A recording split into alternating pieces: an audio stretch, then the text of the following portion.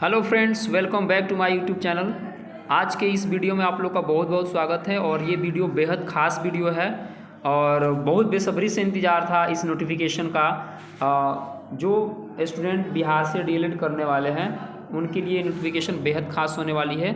और आज हम इस वीडियो में पूरी बात करेंगे कि डीएलएड करने के लिए क्या क्या प्रोसेस होगा, कौन से डॉक्यूमेंट्स होंगे, कौन सा कोर्स होना चाहिए।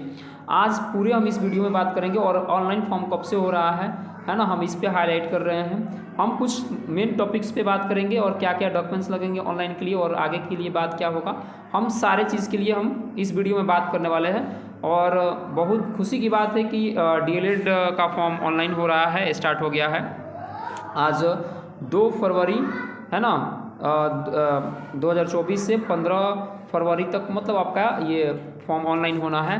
तो चलिए हम पूरे डिटेल से इस वीडियो में बात करेंगे इस फॉर्म को लेकर। तो स्टार्ट करते ही इस वीडियो को। यह है बिहार विद्यालय परीक्षा सेवा समिति पटना, ठीक है, जो BSEB के द्वारा ही लिया जाता है।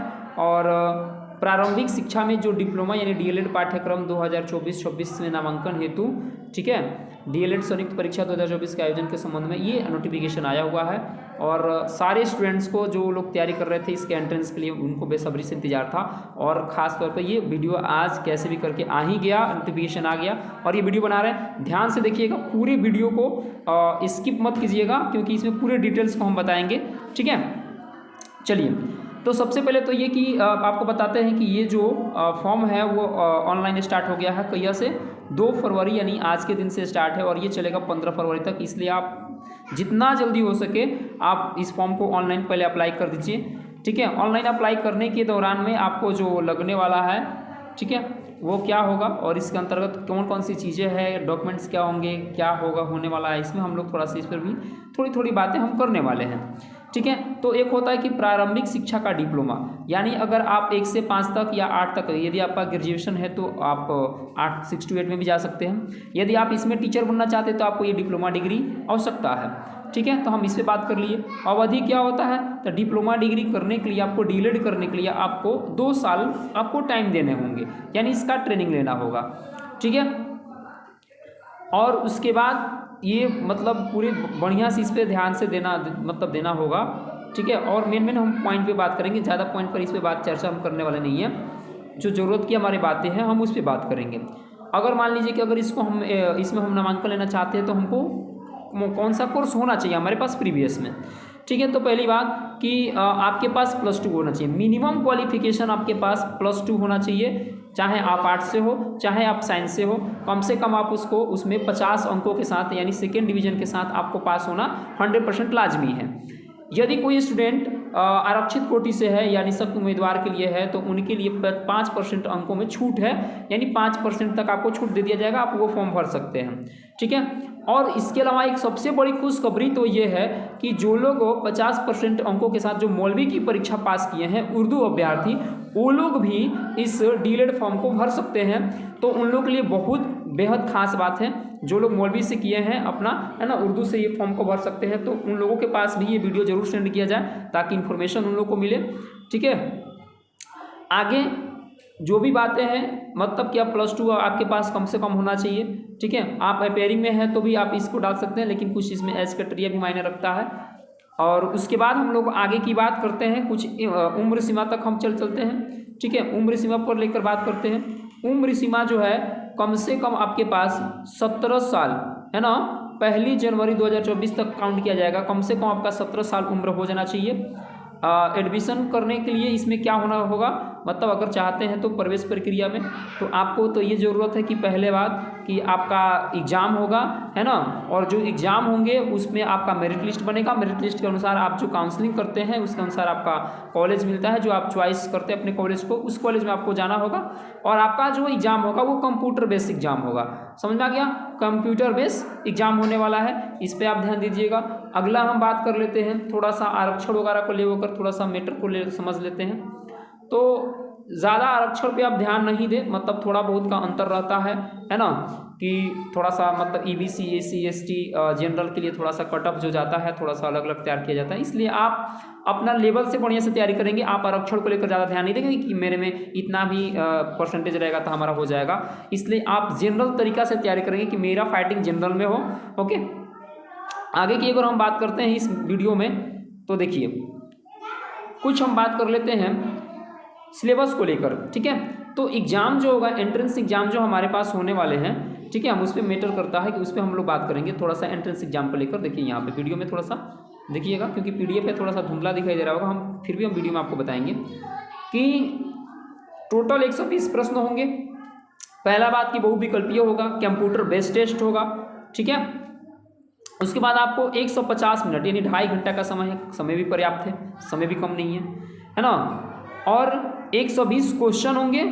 यहाँ से देखिए, यहाँ सिलेबस देख लीजिए, है ना। 120 क्वेश्चन होंगे और 120 अंक के होंगे, ठीक है। 120 क्वेश्चन 120 अंक के होंगे, यानी एक प्रश्न 1 अंक का रहेगा। सामान्य हिंदी या उर्दू आपका 25 पूछा जाएगा, मैथ 25 रहेंगे, ठीक है। विज्ञान 20 रहेंगे, सामाजिक विज्ञान 20 रहेंगे, सामान्य अंग्रेजी 20 रहेंगे, ठीक है। और जो तार्किक और विश्लेषणात्मक क्षमता है, जो लॉजिकल, जो हम लोग थोड़ा नॉर्मल रीजनिंग की बात करते हैं, ये क्वेश्चन 10 रहेंगे, 10 अंक के लिए। प्रत्येक सही उत्तर के लिए आपको 1 अंक दिए जाएंगे, 120 प्रश्न 120 अंक, ठीक है। समय बहुत कम है, आपको तैयारी में लग जाना है। अब चलिए आपको एक बात बताते हैं कि जब आप फॉर्म ऑनलाइन कीजिएगा तो आपको ऑनलाइन फॉर्म में 960 रुपया आपको देने होंगे, यानी आवेदन शुल्क के रूप में। वहीं SC ST के जो स्टूडेंट हैं उनको 760 रुपया देने होंगे, ठीक है। तब आपका ये क्या हो जाएगा कि ये आपका फॉर्म फिलअप हो जाएगा और अपना एंट्रेंस एग्जाम दीजिएगा।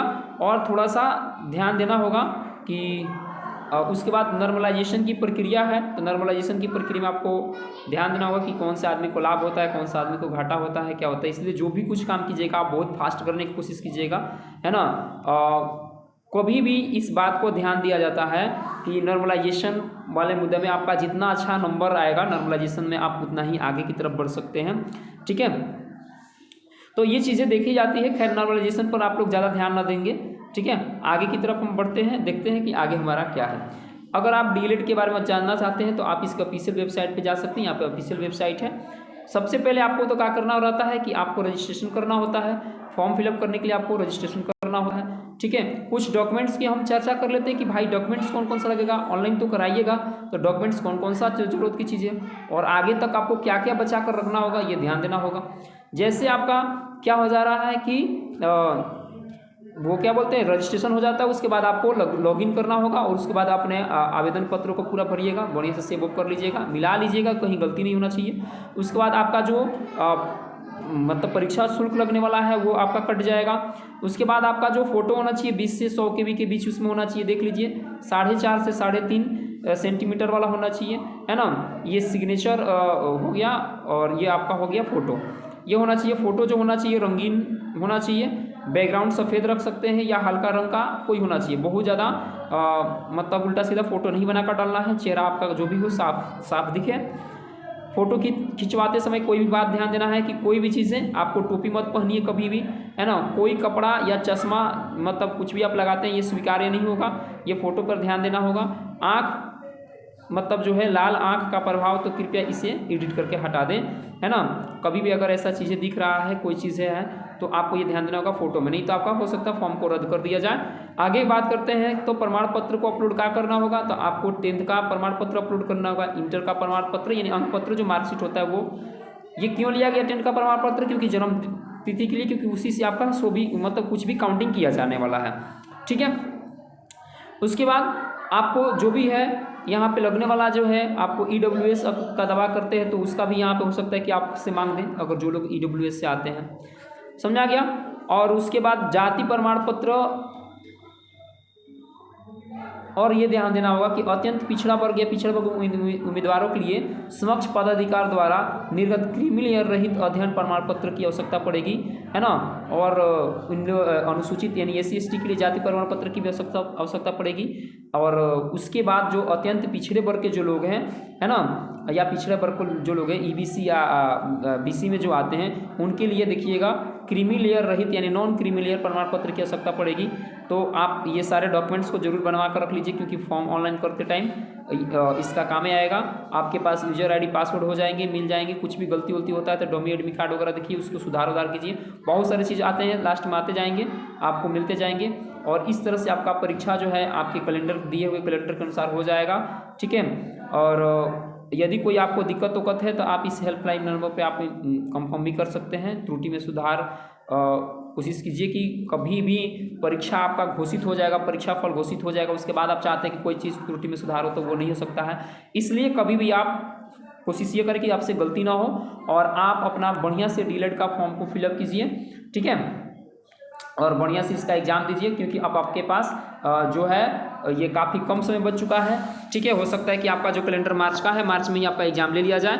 फॉर्म याद रखना है कि फॉर्म 2 से 15 तक यानी बहुत कम समय है, भरा जाएगा और विद्यार्थियों को टाइम भी नहीं मिलेगा भरने के लिए, इसलिए इतने के बीच में आपको जल्दी जल्दी फॉर्म भर लेना है, ओके। और कुछ जानकारी आपको चाहिए तो आप वीडियो को जरूर सब्सक्राइब कर ले और कमेंट्स करेंगे, और आपको इस तरह का वीडियो आपको मिलकर बनाया जाएगा, आपके पास इंफॉर्मेशन दिया जाएगा। थैंक यू, और मिलते हैं नेक्स्ट वीडियो में, तब तक के लिए जय हिंद।